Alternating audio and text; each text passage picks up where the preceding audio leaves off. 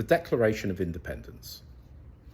When in the course of human events it becomes necessary for one people to dissolve the political bands which have connected them with another, and to assume among the powers of the earth the separate and equal station to which the laws of nature and of nature's God entitle them, a decent respect to the opinions of mankind requires that they should declare the causes which impel them to the separation.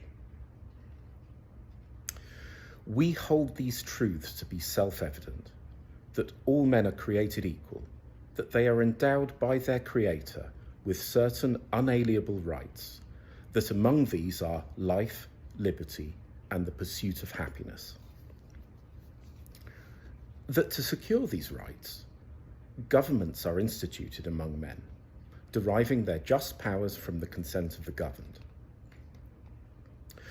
That whenever any form of government becomes destructive of these ends, it is the right of the people to alter or abolish it, and to institute new government, laying its foundation on such principles and organizing its power in such form as to them shall seem most likely to affect their safety and happiness. Prudence indeed will dictate that governments long established should not be changed for light and transient causes. And accordingly, all experience hath shown that mankind are more disposed to suffer while evils are sufferable than to right themselves by abolishing the forms to which they are accustomed. But when a long train of abuses and usurpations, pursuing invariably the same object, evinces a design to reduce them under absolute despotism, it is their right, it is their duty to throw off such government and to provide new guards for their future security. Such has been the patient sufferance of these colonies, and such is now the necessity which constrains them to alter their former systems of government. The history of the present King of Great Britain is a history of repeated injuries and usurpations, all having in direct object the establishment of an absolute tyranny over these states. To prove this, let facts be submitted to a candid world. He has refused his assent to laws, the most wholesome and necessary for the public good. He has forbidden his governors to pass laws of immediate and pressing importance, unless suspend in their operation till his assent should be obtained. And when so suspended, he has utterly neglected to attend to them. He has refused to pass other laws for the accommodation of large districts of people, unless those people would relinquish the right of representation in the legislature, a right inestimable to them and formidable to tyrants only. He has called together legislative bodies at places unusual, uncomfortable, and distant from the depository of their public records, for the sole purpose of fatiguing them in compliance with his measures. He has dissolved representative houses repeatedly for opposing with manly firmness his invasions on the rights of the people. He has refused for a long time, after such dissolutions, to cause others to be elected, whereby the legislative powers incapable of annihilation have returned to the people at large for their exercise, the state remaining in the meantime exposed to all the dangers of invasion from without and convulsions within. He has endeavoured to prevent the population of these states, for that purpose obstructing the laws of naturalisation of foreigners, refusing to pass others to encourage their migrations hither, and raising the conditions of new appropriations of lands. He has obstructed the administration of justice by refusing his assent to laws for establishing judiciary powers. He has made judges dependent on his will alone for the tenure of their offices and the amount and payment of their salaries.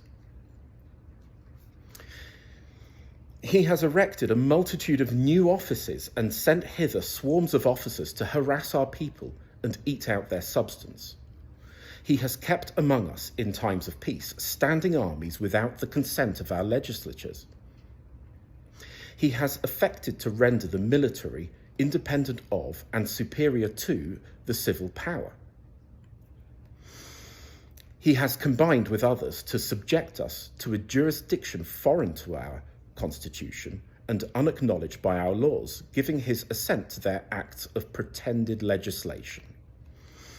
For quartering large bodies of armed troops among us, for protecting them by a mock trial from punishment from any murders which they should commit on the inhabitants of these states, for cutting off our trade with all parts of the world, for imposing taxes on us without our consent, for depriving us in many cases of the benefits of trial by jury, for transporting us beyond seas to be tried for pretended offences, for abolishing the free system of English laws in a neighbouring province, establishing therein an arbitrary government, and enlarging its boundaries so as to render it at once an example and fit instrument for introducing the same absolute rule into these colonies, for taking away our charters, abolishing our most valuable laws, and altering fundamentally the forms of our governments, for suspending our own legislatures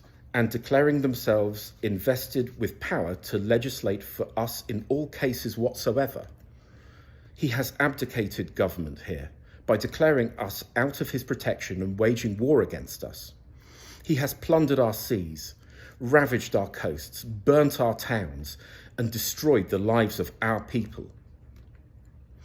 He is at this time transporting large armies of foreign mercenaries to complete the works of death, desolation, and tyranny, already begun with circumstances of cruelty, perfidy, scarcely paralleled in the most barbarous ages, and totally unworthy the head of a civilized nation. He has constrained our fellow citizens to take captive on the high seas, to bear arms against their country, to become the executioners of their friends and brethren, or to fall themselves by their hands.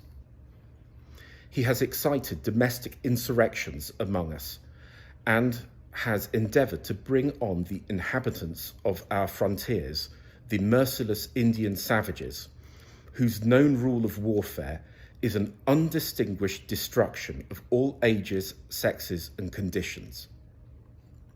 In every stage of these oppressions, we have petitioned for redress in the most humble terms. Our repeated petitions have been answered only by repeated injury. A prince whose character is thus marked by every act which may define a tyrant is unfit to be the ruler of a free people. Nor have we been wanting in our attentions to our British brethren. We have warned them from time to time of attempts by their legislature to extend an unwarrantable jurisdiction over us. We have reminded them of the circumstances of our immigration and settlement here. We have appealed to their native justice and magnanimity, and we have conjured them by the ties of our common kindred to disavow these usurpations, which would inevitably interrupt our connections and correspondence. They too have been deaf to the voice of justice and of consanguinity. We must therefore acquiesce in the necessity which denounces our separation and hold them, as we hold the rest of mankind, enemies in war, in peace friends. We therefore, the representatives of the United States of America, in General Congress assembled, appealing to the Supreme Judge of the world for the rectitude of our intentions, do, in the name and by authority of the good people of these colonies, solemnly publish and declare that these united colonies are and of right ought to be free and independent states, that they are absolved from all allegiance to the British Crown, and that all political connection between them and the state of Great Britain is and ought to be totally dissolved, and that as free and independent states, they have full power to levy war, conclude peace, contract alliances, establish commerce, and to do all other acts and things which independent states may of right do. And for the support of this declaration, with a firm reliance on the protection of divine providence, we mutually pledge to each other our lives, our fortunes, and our sacred honour.